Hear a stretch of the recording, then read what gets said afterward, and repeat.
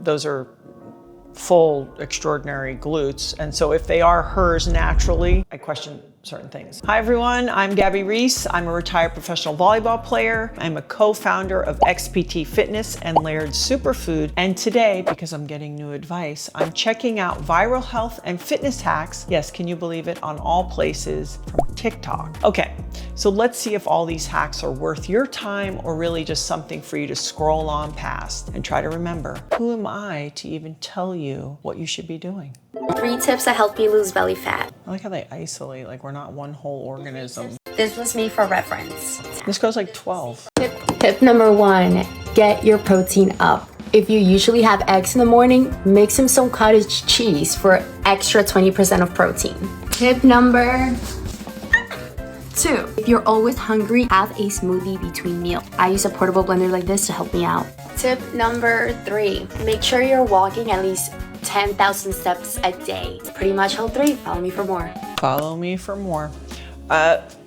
Listen, if this cute little girl bouncing in and out of the frame telling you to do 10,000 steps is gonna get you off the couch, I'm all for it. I'm trying my best to move away from smoothies because a lot of times, because there isn't fiber in them, that sugar in that smoothie, that goes straight to the liver. And so one of the things I'm trying to avoid for me personally is not having certainly any added sugar, but sugar that has no fiber with it. So if you eat an orange, there's fiber in there that gets taken through the microbiome and it doesn't go straight into the liver. So I just want people to be mindful of, if, hey, once in a while you skip a meal and you use a smoothie and you throw some great stuff in there, some bee pollen, some protein, whatever, great. But as a weekly practice, I think sometimes there's just a lot of calories and a lot of sugar into the gut. This is how to work out in alignment with your period. Let's start with days 1 through 5, aka period week. We've got cramps, we're feeling exhausted, and our estrogen has fallen like Lindsay Lohan's career after the movie Mean Girls. But the good news is exercise can relieve PMS symptoms and water retention sheds easier, so this is a good time for low impact cardio, weights that won't kill you, and endurance routines. Moving to days 6 through 14, this is your follicular phase. Testosterone rises, you're feeling stronger, and your muscles will recover faster than the bruise on my leg. This is the best time for more intense routines, heavier weights, and challenging yourself. 15 to 28 is the luteal phase. There's a rise in progesterone and a dip in estrogen. This is when we start to break out, start feeling more emotional. Tolerance for exercise decreases and muscles take longer to repair, so it would be a good time for moderate intensity and not to get discouraged if you're not feeling your strongest. This is actually an important message because I think to be connected to your phases as a female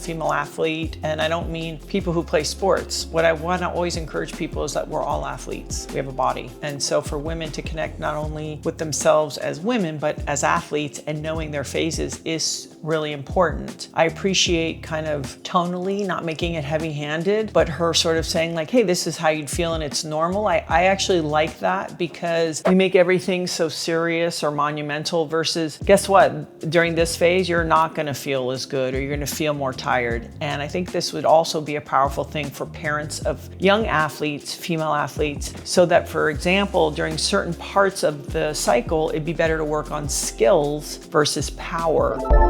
Nope. Nope. Nope. Nope. Nope. Nope. Yep.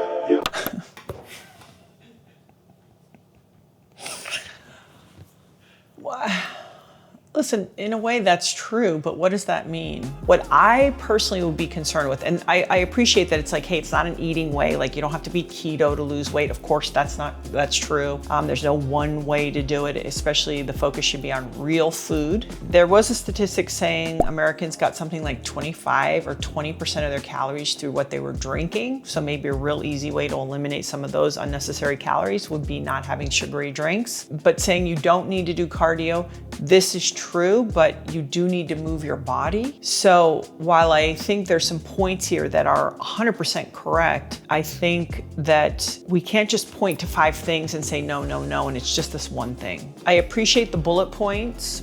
I just think it's a little more complicated than that. If you're really serious about making progress in the gym, these are some supplements I take pretty much daily that I think you should consider. Electrolytes and magnesium. Next is some form of caffeine and pre-workout. I use a caffeinated-free pump product because I really like my coffee. The last two are probably the most common gym supplements, and that's creatine and protein powder. And protein powder shouldn't be a complete one-to-one substitute for whole foods, but it's great for helping you hit your protein goal if you need it. There's a lot of strong points in here. So magnesium, there's many kinds of magnesium. So also what kind of magnesium at which time, but something like 72 processes in the body are handled by magnesium. So knowing your magnesium is important. Protein, she said it really well, is never a substitute for real food if you can get it, but it is very hard for most of us to get the protein that we're sort of looking for. And the electrolyte one, that one floats for me a little bit. I don't think you need an actual electrolyte powder, but really the right kinds of minerals to supplement in your water. And creatine is really showing up over and over to be supportive in a lot of ways. So you just want to make sure you're getting a high quality one that doesn't have a ton of fillers. There's a lot of good information in there, and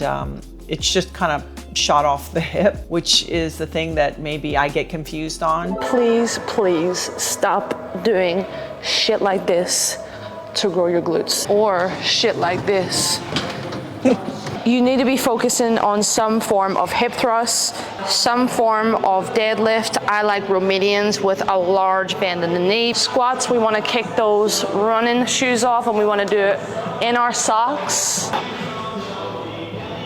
We want to be doing some form of single leg movement. I love a leaning forward with your torso, Bulgarian split squat. Ladies, give these a try. Let me know how it goes if you want to grow this right here. Well, okay, if those are her glutes, that's also genetic. Those are full extraordinary glutes, and so if they are hers naturally, then you have to realize how much of that is her genetics. I question certain things. However, some of the things I really liked is, for example, the one-legged moves. This is functional movement, and maybe the bigger question is, why do we need huge glutes to do which thing? A big set of glutes for the sake of a big set of glutes, I'm not really sure what's the point of that. But for me, my approach to training is I'm trying to be more functional in all movements. So if I want to do sport, if I'm thinking about longevity, but what I get concerned about sometimes is when the aesthetic is the lead, because then maybe we're not moving in a way that supports kind of the whole story. It's a complicated thing. However, if someone says, hey, I get into the gym because I want big glutes, then I say, you know what? Great, let's get big glutes. What was her accent too? Was it Irish? I couldn't figure it out. It was wild and hostile. If you're brand new to working out or just getting back into the swing of things, but you're not really sure what type of workout split you should be doing, this is what I would recommend. I highly recommend starting off with 2 to 3 workouts a week. This way you can focus on working out consistently and not being so overwhelmed by working out 4, 5, 6 days a week off the bat. And the 2 training splits I recommend are either one, an upper lower full body split, or a full body push, full body pull, and total body split. Follow a training program where you're doing the same workouts for a couple weeks before you switch anything up. This makes it so much easier to see progress in your workouts because you know exactly what you did last week and how you can improve that workout in some way, shape, or form. You'll feel confident right from day one because you know exactly what you should be doing and you're not guessing whether or not you're doing the right thing. There's some great suggestions of not taking, I think people feel like they have to change everything all at once. Like, I'm never gonna eat these foods and I'm gonna work out now 6 days a week. And that is daunting and usually leads to people giving up after, a couple weeks. So I do like this idea of kind of bite-sized 2 or 3 days a week and having a plan. I think it is important to have a plan. So the problem with some of this stuff is it's so bite-sized and so short, but there's so many other nuanced things to talk about, like just your fitness level and your ability to understand technique and mechanics and movement to keep you safe so you don't injure yourself. And so that part for me is a little bit tricky. What I would add to this is, hey, listen, if you really are deconditioned or you haven't trained in a long time, then maybe if you can afford it, get somebody to guide you through this process for the first month at least, and then replicate that, because you need 90 days to sort of shift and change habits. The problem I have with a lot of this is there's some really good ideas within it, but then what's the whole story and when it's gonna make you successful and safe? You wanna know my secret to how I lost almost 80 pounds enjoying the foods that I love and living my life, the first thing I want you to do is drink a shit ton of water. I'm talking a lot of water. The next thing is eating a lot. You need to eat a lot of foods of what you love that are essentially really low in calories. Find recipes of vegetables that you love. The more vegetables, the more water, the more weight loss.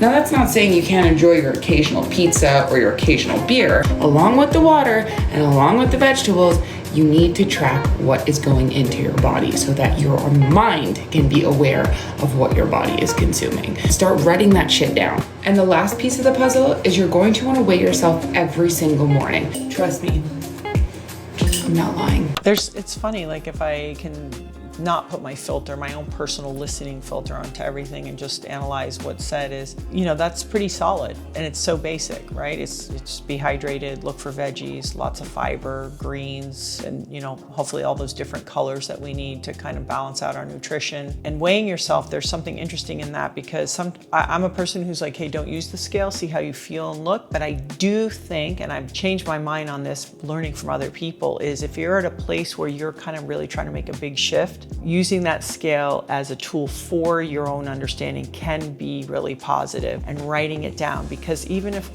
let's say we go to a nutritionist or a doctor and they go, okay, write your daily nutrition down. Even when we're trying to stay conscious and paying attention, they sort of say statistically we under-report about 20% of calories, or 25. So she's absolutely right. We forget. What throws me off, and this is where I have to get over it, it's like curling your hair and putting lipstick on, because sometimes I'm not used to receiving that information from that format. But if I just peel out what she's saying, it's pretty solid.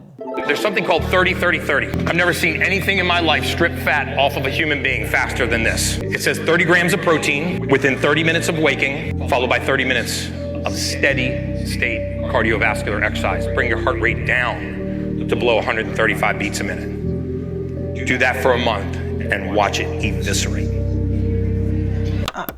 I don't know about, again, these formulas, 30, 30, 30, maybe for a lot of people that does work. There's going to be a lot of people who, if you hear them, there's a lot of information saying, hey, to train in a fasted state. Then you hear other stories about the first and last meal of the day. Can you get that can you get that protein in? That's the big win. So maybe the starting point is to first experiment for yourself. We're all unique. We all work certainly differently. Some people must eat before they train. I personally would rather not. Some people will say, hey, you're going to burn more calories if you are in a fasted state while you're training. What I always encourage people to do is it's important for you to understand who you are and how your body works. But certainly what's cool about something like this is you could experiment. Try it for a week. See how you feel. See how you look. See how your energy is. But to think that you're going to take one formula, and you're going to hear me say this a lot, and put it on the entire population, and male and female at every age, I don't think it's practical. When I watch all these videos, I have to say, there's something I do really appreciate about it, is it feels, now listen, I know these people, maybe this is part of their work, this gets them attention, just join me, become a member, I get that. Let's just say from an aside, there's a lot of maybe well-intentioned here. So I do appreciate that, or that's been their experience. But I really want to say that the complexity that goes into being healthy, you see this all plucked out, like lose 30 pounds and do this stuff. What about sleeping well? What about, there's so much nuance that goes around to being, and they all put these quotes around things like when the girl's like tone, it's like healthy. So I just want to encourage people to take the good stuff from these types of videos. Like who doesn't need the suggestion? I need it to drink more water and get steps. Great. But to also look at the whole picture, because you might be doing so many of the right things and be frustrated that you're not getting the results you want. It's not just this simple, but if some of it excites you enough or motivates you or inspires you to do a couple things better, then I'm all for it.